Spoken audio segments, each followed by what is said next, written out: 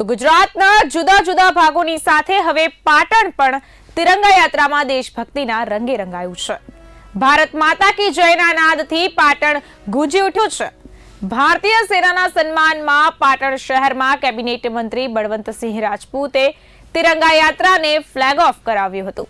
પાકિસ્તાન સામે થયેલા વિજયને ઉજવવા માટે પાટણ જિલ્લામાં તિરંગા યાત્રા યોજવામાં આવી હતી।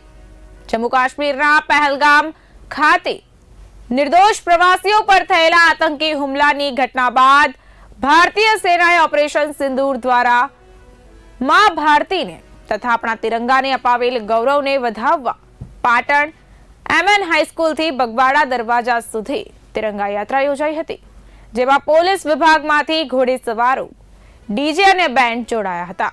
ભારતીય સેનાના સન્માન માટે આયોજિત તિરંગા યાત્રાને કેબિનેટ મંત્રી બળવંતસિંહ રાજપૂતે ફ્લેગ ઓફ આપી સમર્થન કરાવ્યું હતું।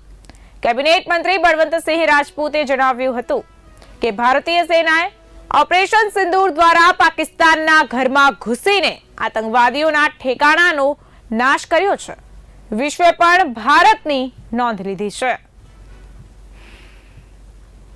જે લોકોએ આપણા વીર જવાનોએ, આર્મીએ અને અનેક પ્રકારે બધા ભેગા થઈને જે રીતે આ દેશની અંદર એમ કહેવાય એકતાનું સૂર આજે જે રજૂ કર્યું હતું અને જે ભારતનો વિજય થયો છે અને આ વિજય રૂપે આજે પાટણ જિલ્લાની અંદર એના સમર્થનમાં એક જબરદસ્ત યાત્રા નીકળી છે।